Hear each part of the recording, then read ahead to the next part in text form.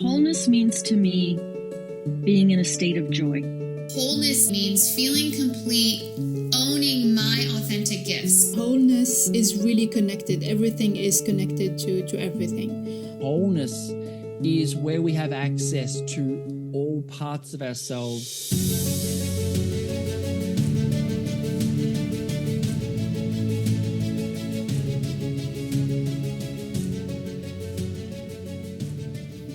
So the first thing we want to do is to really, I think number one part of this episode is just kind of getting to know you a little bit. Okay. So I wanted to ask you, what is your current passion? Tell us about your current passion. My current passion. I would say I'm in a learning phase. Like, I want to know all the things. And typically I don't read a lot of like self-help, or what genre would you say? Like nonfiction, maybe? Yeah. But you've been like giving me so many good books, and I've just been devouring them. So that's fun for me, but also it can be a lot sometimes, but I really like it. Yeah. So I know there's always a book. I'm always recommending a book because I go through them. Either I can do audiobooks, I can go through them in a couple of days, but I learned so much from all these different areas. And so I love to share. So, but I get it. It's overwhelming. I think sometimes even just the vocabulary word, because I think sometimes people are like, I remember at one point somebody saying, you've got to let go. And then it's like, you need to hold on to yourself. It's like, what does that mean? Like, what does that mean? Yeah. And so, or those kind of things where you're kind of figuring out what people mean. Cause some of them are opposite, you got to have non-duality or be non-dual. But the idea of duality is work, if you look up that definition, it's almost the same thing. So it's kind of funny different books have different ways of saying. And I was lost for a while trying to recognize you have to kind of know what people mean instead of just what they're saying, which is kind of tricky. That's kind of an obstacle, I think, for people. For me, it was, at least, Yeah. But I love that. And I think one thing that I've been able to do a little bit better is, before it would be like, I have to absorb every piece of this book, and I have to take it all in. And now when I'm trying to listen to my intuition a little bit more, I can say no, I don't really identify with that part. It's fine. But I really like this part, and not feel like I have to have all of it. Right. Totally. Yeah, that is really good advice. Really, really good advice. I love it. And podcasts like these that have all different types of people that can show you different ways of thinking all at the same time are really great too. So that's good. So it's a good passion. Learning. Yeah. That's when people say, what is your favorite hobby? And I'll say learning. Is it really? Has it been that way for a long time? Yeah. I love learning. It's just when you're like, I never thought about that before, or things click and you're like, that's what that is. I love that. I'm addicted to that. I love it so much. So, I told you this year I'm trying to sing more, because I used to sing in the car, listen to music, and I haven't for years because I'm always listening to a podcast or a book. So I'm like, I got to get back to singing, get that throat chakra working again. That's awesome. Yeah. So what is your passion right now? Sorry. What is my passion right now? Oh, my passion right now is my new grandbaby. I cannot get enough of that little one. And I almost want to film. I'm going to film him, just because the way he just moves and the facial expressions he makes, he is just so real and so authentic. Like, he doesn't hide any piece of himself, like nothing. And it's just interesting to see and to recognize that he doesn't have any reason. There's no shame at all. And that's how we all were. That's how we all were should be, I think. I mean, that's the goal, is to get rid of that shame. It doesn't matter what he does. He's not embarrassed. Right. He's not trying to put on a good face, even if he's just sitting there, he'll have it's like, if he's just got to move, he uses his facial expressions to express the feelings he's having at the same time. And it's just mesmerizing to me that they come that way. He just today, in fact, he's 2 months old. He was born December 20th, and he's 2 months old today. And he already is so much of himself. It's crazy. It's just, and because I'm the grandparent, I just get to look and observe, and I just get to have the awe about it, and I love it. So that's my passion right now. It's just him. And right now they're living with us. That's why you might see a pet run in every once in a while. You might hear we have several pets living with us while we're all together for a few more weeks, hopefully. But in the morning they bring him to me. They'll my son's on his way out the door. He'll bring me him in the morning, and I get to play with him in the morning and snuggle. And yes, it's like that is a definite passion, and I've just been learning so much from him. So yeah, love it.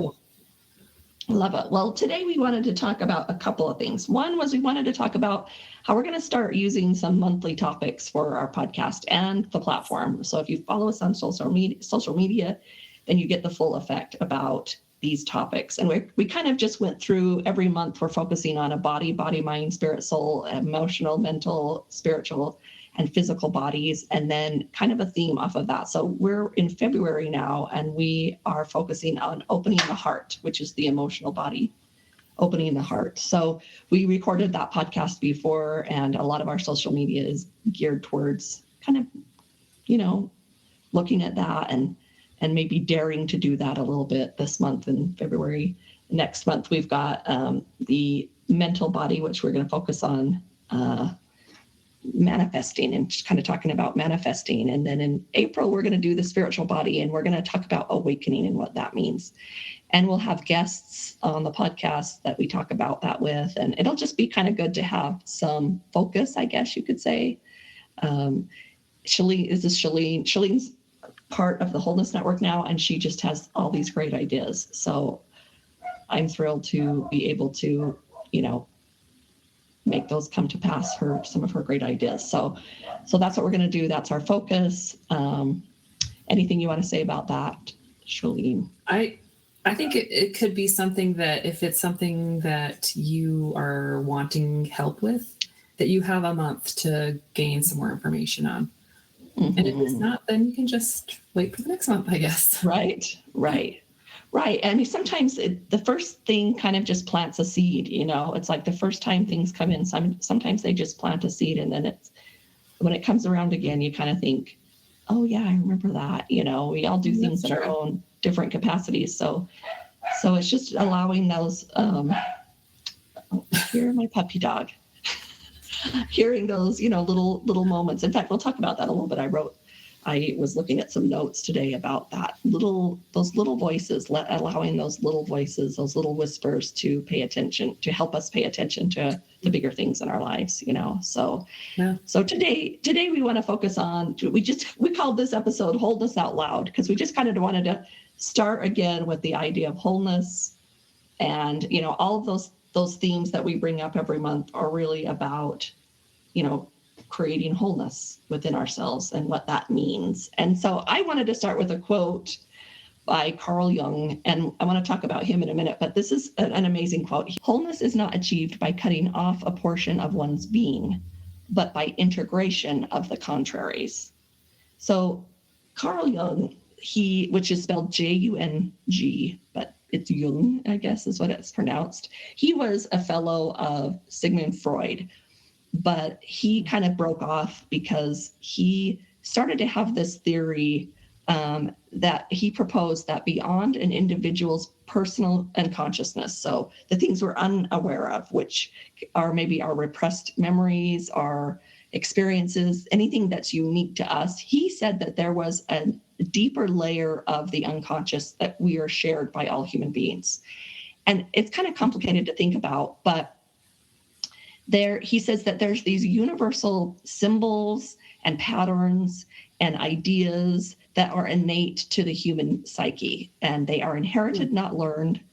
And if you think about even facial expressions, the expression of happiness and sadness, those things are universal across different languages. So even though the word sad will be different a million times, the expression of those are the same. And then that's kind of this shared unconscious experience that we're having, which, when people say we're interconnected, those kind of things. And he says he believes that these kind of symbols and myth, they help us have our myths and and cultural motifs, things like that, things across diverse societies. We have these symbols that come up. And one of those symbols is that seed of life, or the flower of life, the seed of life, which is the Wholeness Network. And what's interesting to me, that symbol is found in ancient Egypt, Mesopotamia. It's in ancient Egypt. The Judeo-Christian traditions connect it with the creation story in the book of Genesis. And it's seen as the symbol of the 7 days of creation. And each circle represents a day of creation. So in the New Age and spiritual movements, it's used in meditation and healing practices and energy work. And in Hinduism, it symbolizes and is associated with divine feminine energy and the union of masculine and feminine energy. And I just think it's amazing. I was watching a documentary about ancient symbols. And it was just amazing that these symbols, they've been used across millennia, so thousands of years, and they show up in different parts of the world. So oceans apart, and they'll have this symbol that they have used. And, you're like, they're not sending a letter across, there's no really communication between these ancient civilizations, and they're years apart, right?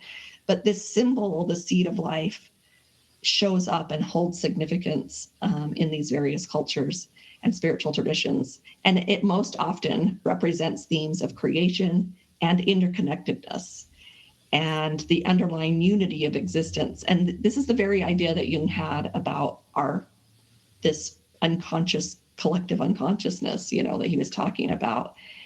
And it plays a crucial role in the process. This unconscious, this creative, this collective, I should say, collective plays a part because, with this collection, then I kind of know where I am. I kind of know it helps us have our individual part of ourselves, because we can recognize what comes from us and what comes from outside of us, according to him, and helps us integrate the various aspects of our psyche, to achieve personal wholeness and self-realization, is what he says. So I want to just, because with that in the background, I want to say that quote one more time, because wholeness is not achieved by cutting off a portion of one's being, but by integration of the contraries.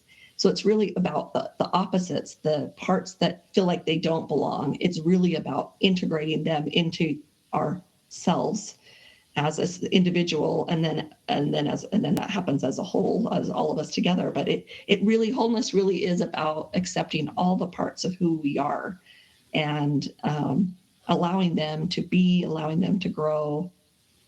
And it speaks of inner harmony and completeness is what we talk about, but it's a journey and a process. And I kind of want to just talk about that for a minute. It's a journey, a process, and a destination all in one, that leads to a deeper understanding of our essence and our purpose. And I love, I'm one that loves a duality. I've told a million times about my experience with the word help and how that became, that was if I said the word help, it's both calling to me to help, and it's calling for help at the same time, in the same exact words. Both opposite definitions exist. And it just opened up a world to me about this complexity that we have in our lives, and being an individual and recognizing that that's okay to have parts that are our own and are different and are unique, and that we can work within the whole of society and contribute to it because of our differences, because of our these integrated, these contrary parts that he talks about, our contraries. So the contraries are parts of ourselves that feel like that they're at war against each other, or that we don't like? Probably both, I think. Oh, I think it's both. I think it's just, I think that word contrary, we don't use it very much. And so, as far as, but, in the late or early 1900s, late 1800s, the contraries was the word he chose, but it was about it. I think it's just, those parts of us that feel like they don't belong. They feel like they're opposite. So here's an example. I think, my kids have had different people that have taught them or led them, right? And some of the most amazing people are ones that have a backstory where maybe they weren't the greatest teenagers, actually, Yes. right? Okay. They weren't the greatest teenagers. And yet here they are supporting my teenager in like the most amazing way. So now back when they were a teenager, would we want that contrary part to be gone? Absolutely. You'd be like, we got to get rid of that contrary. Okay. But if we look at things from a place of wholeness, here that contrary place that at this point in life needed to go away is now the very thing that makes them a better person at helping my children move forward, right? So when we think of contraries, the things we want to get rid of, we have no idea the power that they hold, and I think especially on, with social media, that we see all the parts we're supposed to have and want to get rid of the parts we're not supposed to have. We are grateful for that person's contrary. I'm grateful for the contrary of that person that supported and uplifts and gives experience to my children. So if that happens, if I can see that happening in other people and appreciate their contraries, I don't feel like it's much different to appreciate the contraries within myself. I have to. Here's what's hard is when you're going through that contrary, right? Like, yes. How can you accept that, or how can you, and maybe you don't really accept it until after it's over, but I see, for example, you have a teenager who's being a jerk or whatever, going through their teenagerhood, right? And that someday that's going to come to benefit them, but you're still trying to move through this, right? You just have that in the back of your mind because you can't like just allow them to do whatever they want. I don't know if that makes sense. I know exactly what you mean. But this is, what it comes down to is, so what your child does, right? What your child does, I have no internal reaction about. I'm like, yeah, that's hard. You're like, he drives me crazy. She's killing me over here. He's making me nuts, and I'm like, yeah. And I want to be empathetic and I want to hear you, but I am not having the same anxiety about that. Going back to my grandbaby, right? My his parents, when he starts to cry, have this, visceral, like, I gotta fix this baby. I gotta fix this baby. I know. I've been there. I've done it. I'm like, he's not bothering me. He just, what does he need? Let's figure it out. I'm not having that emotional response within myself, because it's not me. So because it's not invoking a response to everybody is a clue that there's something in that, what's happening that's in my unconscious, or it's contrary inside of me. It's not contrary to everybody. Okay. It's contrary to me, right? And so number one is just recognizing when we're getting upset or when we're stressing out. Because for me, and it might be different for other people, but I mean, a lot of that stress, a lot of that anxiety is more about because I'm worried about what other people will think, or we're not supposed to be this way. Everybody else is over here, we're over here. And that feels really uncomfortable. I'm not saying don't stop, it's not like you can say, stop making that feel uncomfortable. It's just recognizing how uncomfortable that is. And then moving into compassion for yourself about, I really, really want plan A over here. I want plan A. And then, because the truth of the matter is that when that plan B shows up, it's not there all the time.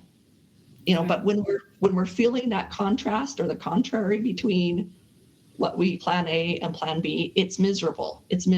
But there are times when it's not. And so we start to recognize when it's not right in our face, when it's like, today I'm okay with it. Because there is, sometimes you're like, this plan B, it's okay. Like, there's good things about it.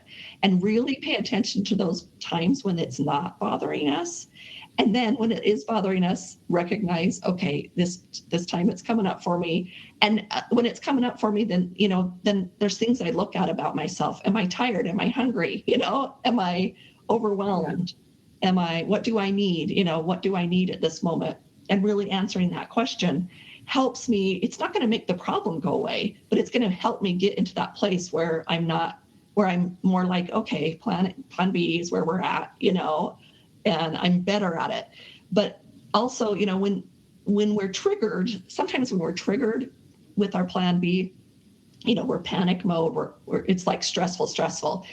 And that's a little different from, and recognizing that we're going to have times where we're going to grieve plan B, plan A. We're going to wish, and that's different. So sometimes if it's like, okay, something's up for me. I'm anxious, blah, blah, blah, blah. Okay, what do I need? This and this and this. And then there's the other times when it's like, I just really want plan A, like plan A was just what I needed. And hopefully we have someone close to us that will listen to us talk about how much we wish we had plan A. And it's amazing how if we really grieve it within a few short minutes, maybe an hour, I don't know, we kind of take a deep breath and we're like, okay, I can do this. So the grieving is really important when it's time to grieve. And maybe that happens when we're anxious too. But sometimes for me, at least when I'm anxious, I'm just in a mood, I'm just in a mood. I just need to do something for myself to make myself feel. Yeah, I need to feel it. So I don't shove it down. I just say, okay, here I am in this thing. This is here. And again, hopefully I have that person I can talk to and say, but I'm going to use language like, I'm feeling it, like I really want plan A. I just need plan A right now. I'm just struggling. I don't like being different than everyone else. I don't like how it feels to not have what I thought would happen show up, or whatever. And hopefully you have an understanding person, because sometimes, I'm saying it and I'm not nice 100% about it. Right. But hopefully, but if, my partner or my friend who's listening to me can just say, yeah, I hear that, I hear what you're saying. Oh man, that just helps so much. It just makes the biggest difference to say, okay, it's going to be, I can take a breath and what do I need? What do I need? And listen to that. I think listen to that. So then accepting that, moving through that, then are you accepting the contrary? Is that kind of what he's talking about? Or? I think so. He says really wholeness is like acknowledging and embracing all the facets of our being, the light and the shadow, the strengths and the vulnerabilities, the joys and the sorrows.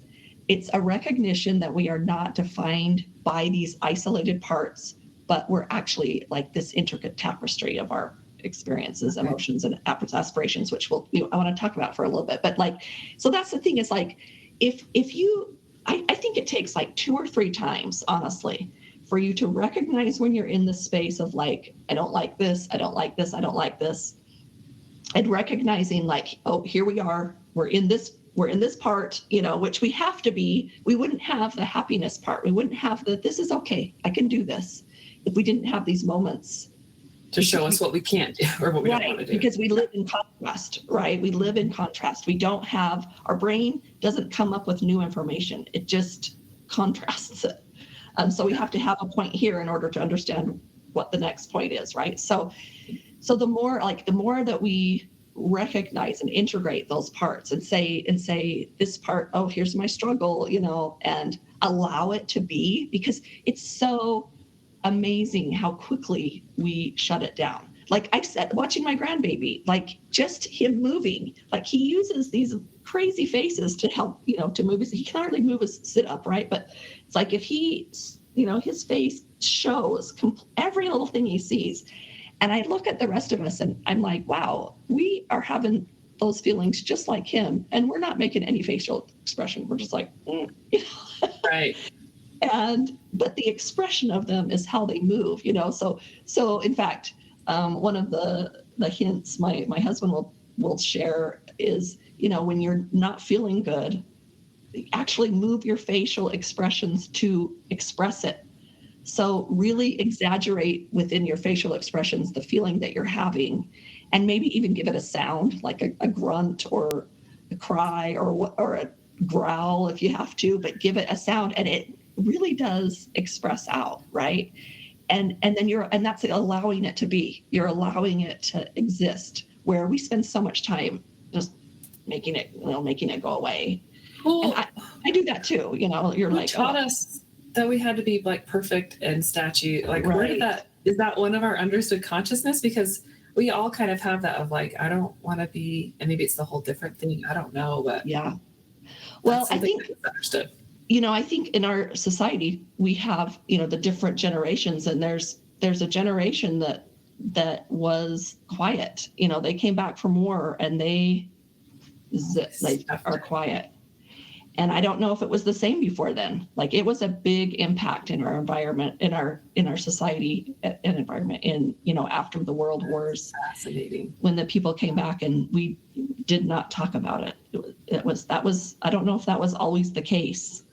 And so we learned that lesson really, really, really well. And I think we moved into like, okay, then we became separated into this group that said, let everything out. Maybe the hippie stages, it was like, let everything out, let everything be. And then what that did too is that it entrenched the people more into be quiet about it. So then you've got this really polarized points of view. And I think we're starting, I don't know if children born after 2000.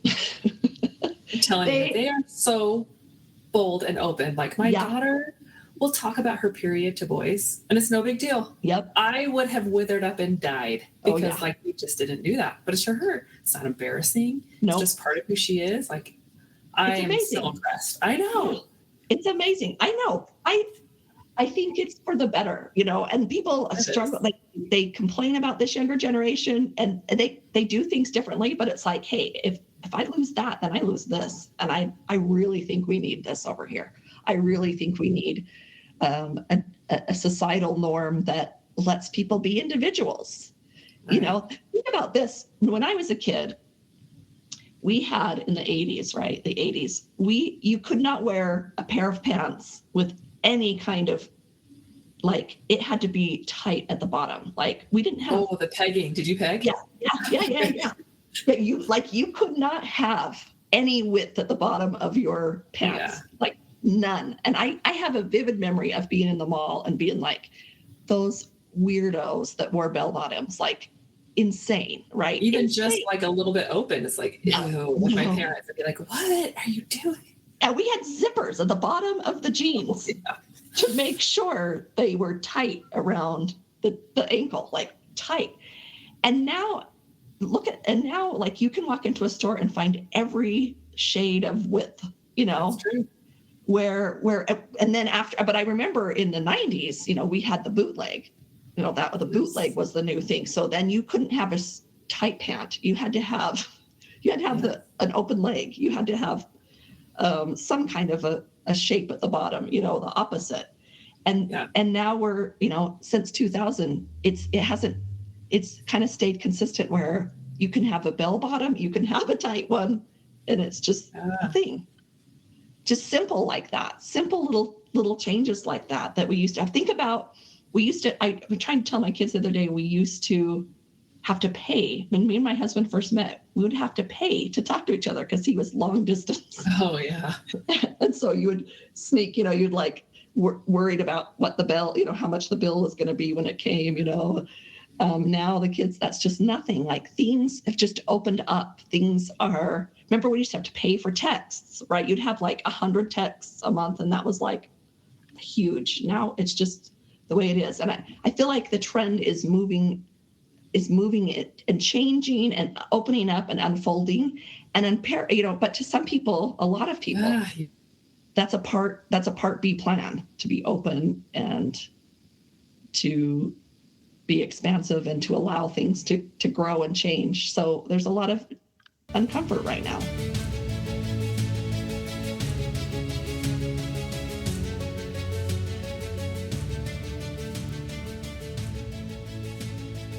When I was researching, I found, that we have this tapestry, that we're actually an intricate tapestry, and it kind of gave 3 areas of our tapestry, that they are our experience, our emotions, and our aspirations. And I just thought that was interesting for a minute, because first we have our experiences, which, for good or bad, right? They're going to create this tapestry of who we are. When we talked about plan A and plan B, so my plan A is going to be someone else's plan B. So the idea of who's right and wrong, what's better and worse, that's not even a question to have. Like, there's just no point in having that question. That's why there's a possibility for me to integrate that and to have that be okay, because my plan B is someone else's plan A. It just is. It's just the way that it is. And so our experiences are the ones that kind of create whether we want plan A or whether we want plan B. A lot of times those experiences happened in childhood. These little moments, those little pieces of data that program our minds and program ourselves to think a certain way or to be a certain way, right? And then along with those emotions along with those experiences, we have emotions, which again, someone might have an experience, one person might have an experience and have this emotion, and someone might have the exact same experience and have a different emotion, maybe even in the same family, right? Yeah. There could be a family whose parents got divorced, two sisters, and they have very different emotions about that. Yes. And so our individual emotions are going to be part of that tapestry. But I loved how it brought up the point of our aspirations are also part of that. And I think that's so important, because I think we sometimes in healing work, especially, we work so much on our experiences and our emotions. And we feel like we have to kind of get those figured out before we have aspirations, And according to this, they're all three there. They're equal. They're equal parts of this tapestry.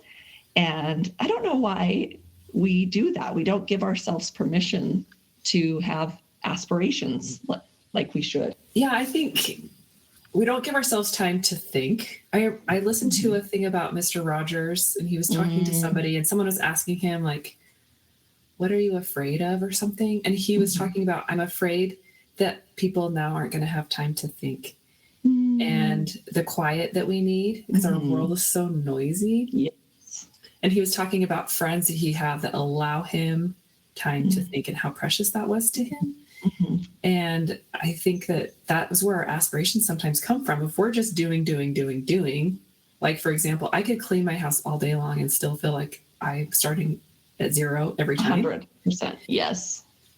And it doesn't allow me any time to, well, maybe I can think while I'm cleaning, but I'm not working towards those true soul passions like you were talking about at the beginning. Like, we all have passions, whether or not we think about them. I really do think we all have them. Yeah. Yeah. A passion is another word for aspiration, I think. Yeah. It's just like they're similar. They're the same concept. Yeah. Yeah. And we think they have to be, like, we think that they've got to come in at a certain time, or that we have to do this first before they can come in, or that they have to be big and grand, Right. If you have an aspiration to have a clean house, there's a really different energy about having an aspiration to have my house clean rather than a duty. That's true. I mean? That's true. And I've worked with clients before where I've tried to get them to understand, if you don't have an aspiration for a clean house, why are you cleaning your house? Because we're supposed to. Out of shame? Out of shame, right? Yeah. And so just to sit with that for a minute, like, if it's like, I don't care if my room is messy. Like, my daughter's this way. It was a hard lesson for me, because I feel very accomplished when the house is clean. She does not have that accomplishment. When her room is all organized, it's anxiety for her. She likes things to be busy. She likes things to be in transition. She likes things to be flowing and moving and changing, where I would like them to be all put away. All organized. And for me, it's like where my brain is, but it's like, oh, I know where it is. It goes there because that's where it belongs. She does the same thing, only to me. Her room is chaos to me, right? But she is very much more comfortable in a chaotic or a changing kind of environment, Her aspiration is not my aspiration, Yes. And so really women have to do that. We're handed aspirations so many of the time. We're handed an aspiration of motherhood where there are some people that is not like they, when you have that passion, the word passion is even better because with the word passion comes almost a physical response in your body, Yeah, that's true. It makes me excited. Right. Yeah. There's a response my body has when I think about my passions. And what do you say to someone, a mother, a woman, let's say a woman who does not have that response when it comes to motherhood? It just isn't there. Do you tell her just to create that response? You're doing something wrong, and a lot of times she does. She keeps trying things over and over again. And what she's really trying to do is create a sensation in her body that is a response. Can't create those responses very well unless we traumatize. Then we can. We can have a traumatized response. But those feelings of joy, those feelings of love, those feelings of attraction, we don't really make those up. They are part of that unconscious that is innate in all of us humans. We know what that feels like, even though we could never really describe it, right? If you're like, I am attracted to that person, I can't really describe it in words, but we all understand this feeling together. If I started to say I'm attracted to them, what I mean, Yeah, right. If I start to say I get those tickles in my tummy, I can start to describe it a little bit, but it's never justice to what the experience is. Right. And aspirations, I think those passions are the same way. And we just don't. My point that I really wanted to get here is just that we need to allow those aspirations, those passions to be there just as much needed. We're needing to allow them to live as much as the dark. A lot of times we figure out, well, I've got to just accept myself and I need to accept my flab the way it is. And that's part of it. Right. But more often than not, we don't even think to say, I need to allow this dream of mine to be real, to speak, to just live. It doesn't mean I might not achieve my aspirations. If I want, I might not achieve it, but that's different than having them. I really want this. And so like a tapestry, right? Every piece is touching every other piece, correct? Yes. So then is the goal to incorporate your passions into your experiences? Yeah, I love that idea. And be emotions purposeful about it a little bit more rather than just like, oh, whoops, that just happened to be next to each other. It's like, oh no, I put that there. Yeah. I don't know. How would you do that? So let's keep with the cleaning. Yeah. How Okay. you incorporate a passion? So maybe listening to a book for you while you're cleaning is incorporating those two together, and you're like, "This is exciting. I want to keep going reading this book, so I'll just clean a baseboard." Yes, I was talking about this the other day when my kids were young, especially. I still kind of have it now, but I had my laundry day, and it was my day I looked forward to because that day I didn't have to get dressed in what I wanted to get dressed in. I could watch whatever shows I wanted. I could eat whatever I wanted. It was like stay at home day and just chill out and relax and do the laundry. And I loved laundry day because I'd given myself permission to not have to show up the way I had to show up all the other times, like I could just, if I wanted to take a nap, I could take a nap, and so, my experience was, I love laundry day. And my emotion was, just excitement because, tomorrow's laundry day. Like I would get so excited. And it was because of those other, but I created that for myself, I created that for myself to say, here's an area that I don't love. How can I make it? Because it's not inherently exciting. Right. Right. Most people don't think that. But for me, it totally is. I'm like, I love the laundry. But that is all because of this integration of those three parts that we talked about. I love that. And I was even thinking about if going to work is hard for you, maybe expressing yourself with certain clothes or earrings or makeup, and just, I think I'm excited to start thinking about that, how I can incorporate some of my passions into the drudgery or the things that you have to do. Well, and that's why you can go backwards. So here's my, these things I don't really love. So I want to create an emotion. What emotions do I want to feel? So with the laundry, I would have felt dread or imposed upon, or like I had to these disgust. feelings. Yeah, disgust. So what do I want to feel? I wanted to feel like cozy. I would say I wanted to feel cozy. That's such a good word. I wanted to feel like I'd accomplished something. I wanted to feel lazy. I really wanted to feel lazy. I wanted to feel like relaxed, so then I'm going to say, okay, what makes me feel those things? So cozy, that means I'm going to wear comfortable clothes. I'm going to probably turn on lamps or light a candle. What does that feel like? And then once you create the experience of those emotions, then you're done, right? Like you invoked those feelings. If these things make you happy, then you invoke those and then they make you happy. It's simple. And we do more of those things, because that's the thing, if we can't make up those. So if we're just telling ourselves, this is fine, this is fine, this is fine. Yes. We think we're not fine. But if we can invoke those sensations in our body, have that response, it's done. Just like we talked about before. Yeah. So, okay, I'm going to put you on the spot. Yeah. Let's say you're having body image issues. Okay. And how could you start to invoke loving feelings towards your body when all you can think of is like, because, they'll say like, oh, just love your body. And you're like, yeah, but I don't. Like right now or whatever stage you're in. Right. Especially as I age, like things change. And I'm like, holy cow, I was not prepared for this. Yes. So walk me through that. Okay. So we're feeling, first of all, we have to recognize, again, my body shape is someone else's goal. This is seriously someone else's goal that I'm sitting in right now. Okay. And what does that feel like? What is that like to kind of shift that up a bit to say, okay, to recognize what we're doing is we're saying my experience is my experience. It's not the truth. It's not valid for everyone. Okay. So it's my feeling. So, and then we want to, we really want to talk about the response we're having. What is that response we're having? Is it disgust or is it shame? Is it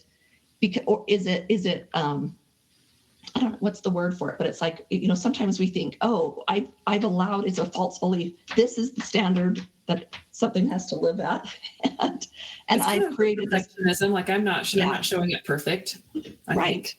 Yeah. And who invented that perfection, right. Who invented that perfection, and, to recognize that that's an invention, because again, I've, talking to different men, we women have a very different view of what our bodies are supposed to look like to men.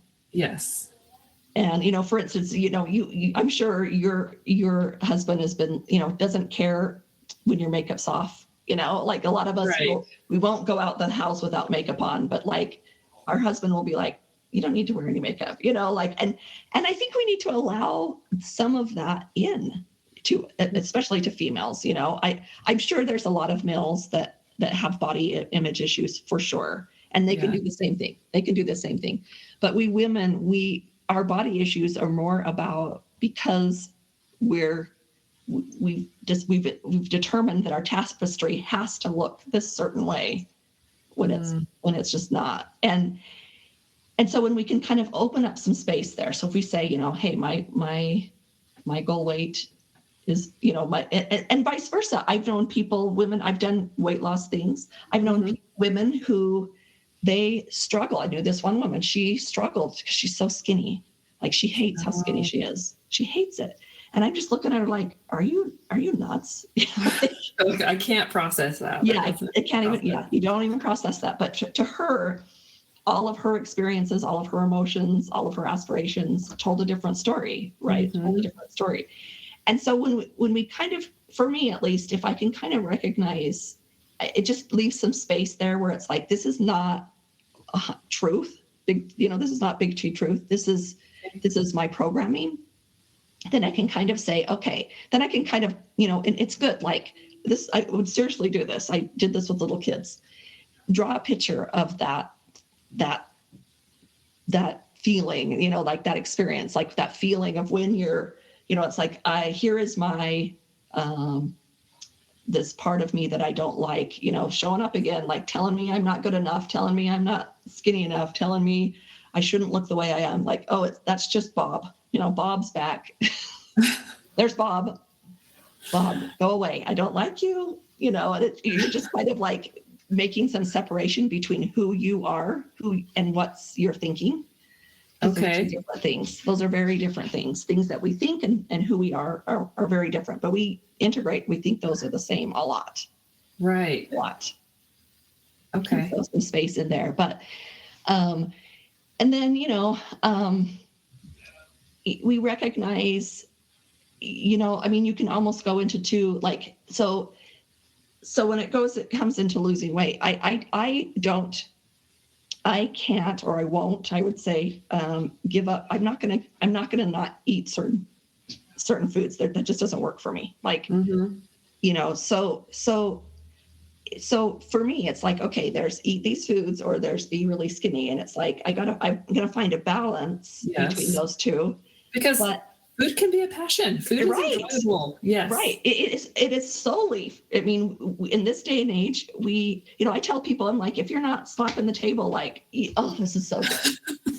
Then don't eat it. And I'm telling you, if you slap the table with like, this is so good, this is so good.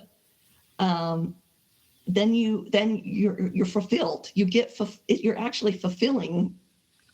Where sometimes if we're eating and we're not feeling that, we're actually trying to feel another aspect, right? We're trying to feel another emotion. We're trying to make that go away. And again, emotions are sensations. And if I am really full, I don't have room for sensations. And then I numb out. That's how we numb out, right?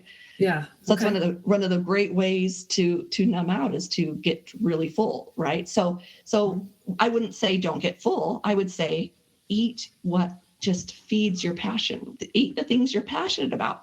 Make the food feel like just be an experience with emotions, that are great and good to have. You can start with, make a list. Here's foods that I'm passionate about, and then eat those every day. That's what naturally thin people, that's how they're naturally thin. Like if you took two people and I don't think, if you took two people and fed them 5,000 calories a day, each person, like the one person's not going to be a skinny stick. Like they're not just going to not have that. They would put on weight. They would put on weight. A thin person would put on weight if they all of a sudden started eating 5,000 calories a day. The reason why they aren't, because they balance it out. It's not, I have a son. Food is not his passion. He likes certain food, but there's no passion to it. He's got other things he'd rather do. They're just not his. My dad was the same way. Wow. He went on a big cruise and gained, I think, 20 pounds on this cruise. He enjoyed it, enjoyed the food. And then when he came home, he just said, he just went back to his old ways and the weight just came off. It's just not a passion, or it's a passion sometimes, or, it's just not. So again, there's another, that's their plan A, which is my plan B.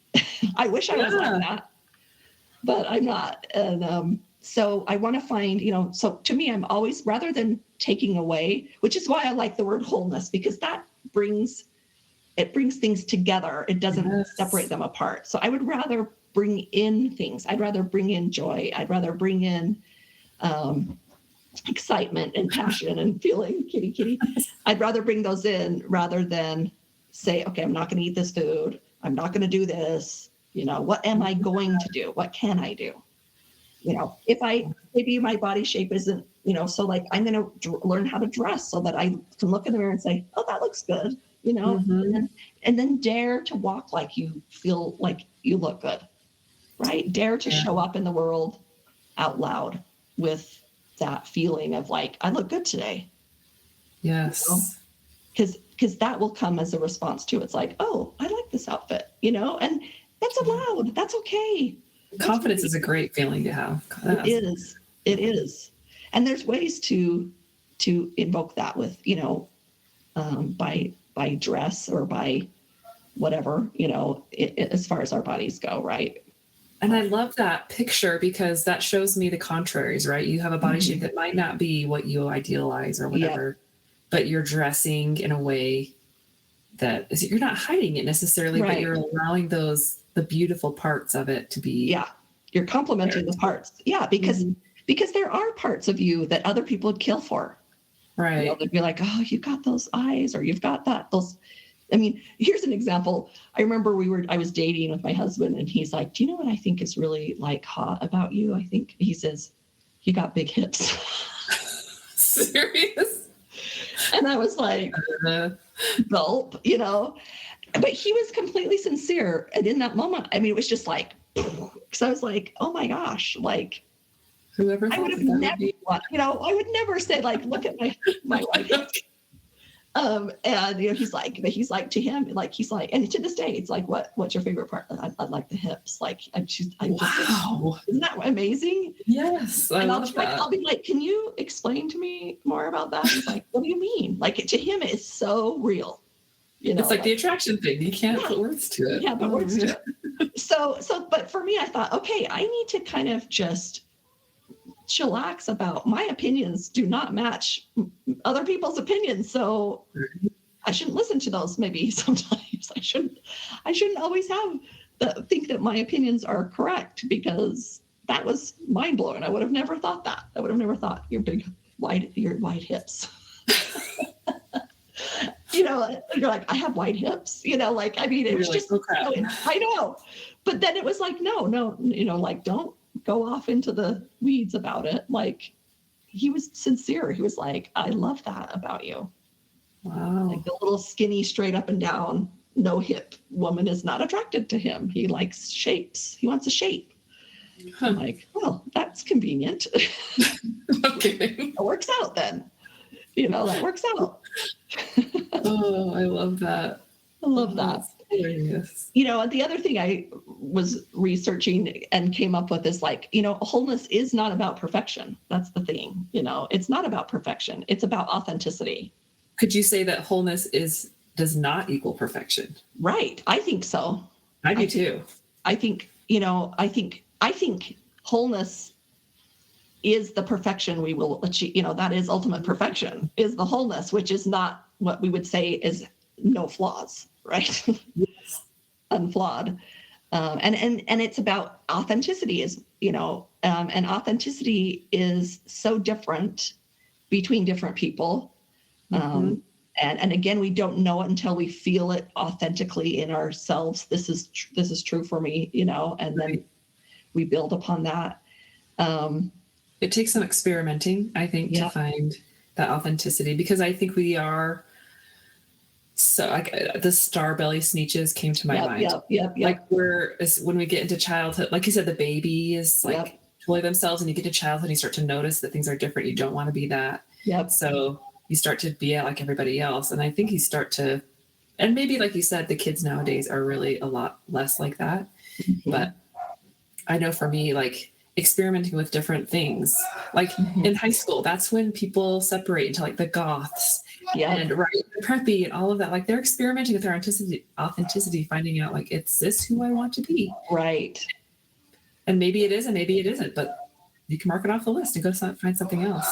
Right. But as a parent, is that terrifying? Yes. You know what I mean? It's like, let's just not do that. But I think it comes around quicker if they, you know, learn that doesn't work for me, because in that time period, they're also trying to individuate themselves, you know, and grow up beyond their parents. And so they're trying to find they are going to push against the boundaries that you set in order to learn that, you know, totally. And it freaks us out every time, even though we did it too. We did it too.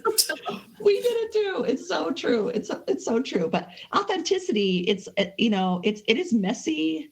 It is imperfect. It is beautifully flawed. I mean, it's so, I mean, if you just had the same tapestry over and over again, there would be no beauty in that, you know, there'd be no beauty in the same tapestry. It is the uniqueness. It is the contraries that make it beautiful, you know, and it, you know, when we have to really kind of consciously celebrate our gifts and our talents And we also need to acknowledge our limitations and areas for growth, right? So both of those at the same time, we celebrate our unique gifts and talents. Here's what I have to provide to the world, to the whole, right? Here's my portion. And, I don't do it like that person. And I can easily go to shame and say, and I should, but I can say, no, this is how I do it. And it's a practice, wholeness is a practice, which is why we have the library to help you every single day feel like you can handle your plan B. Because I think most people live in plan B. I would say all, but I think so. That's a topic for another day, maybe. We put our plan A on social media, but we live in plan B, right? Yeah, probably. Yeah. I loved this last little idea about embracing wholeness.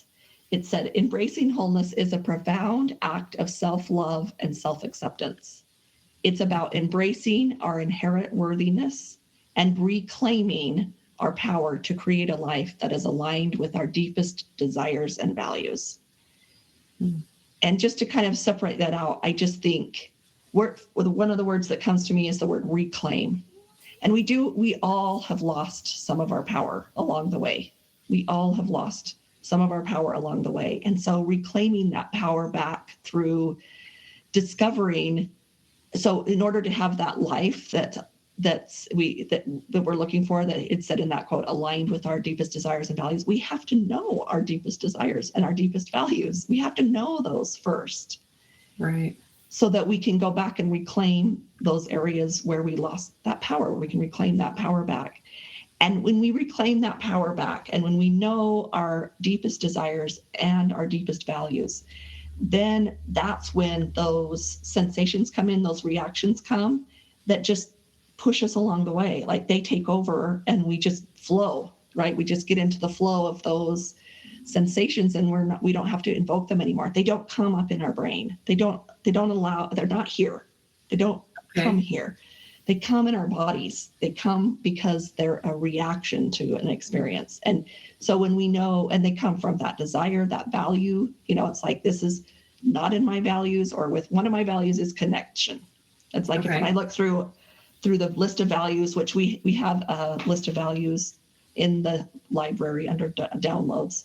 And you want to come up with maybe 2 or 3 at the most. You just want 2 or 3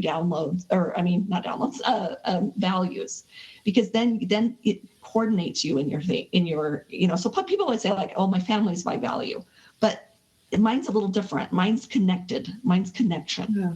So I don't feel good. I feel yucky if there's disconnection. And so I'm going to do all I can to stay connected to my family, because that's my value, is the connection, right? So that's where the family comes in. It's not that I don't value them. It's that for me, other people might say my value is, truth. So they're going to speak truth all the time. They want to have truth, and that's how they're going to interact in their family. But to me, that it's about connection. My goal is to always be in connection. I know that is a value of mine that I'm going to work from, I'm going to live from. And my deepest desire is to stay connected, to people. So that's something I had to learn for myself, because I get panicky when disconnection happens. It doesn't feel good to me, because it doesn't fit within my values.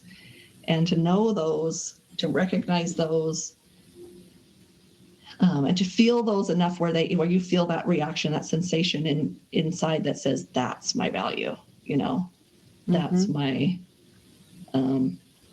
that's meaningful to me. But I think that's wholeness. I think it's discovering that. I think we kind of are in a hurry, feel like I've got to hurry and find my wholeness. I think it's a never ending process. Right. I think it's discovery. Yeah. Finding wholeness is in the act of trying to find it. Yes. Happy wholeness, maybe I should say. Yeah. Yep. I think so too. Feel empowered every day with wholeness videos, meditations, downloads, classes, and more by joining the Wholeness Library at thewholenessnetwork.com.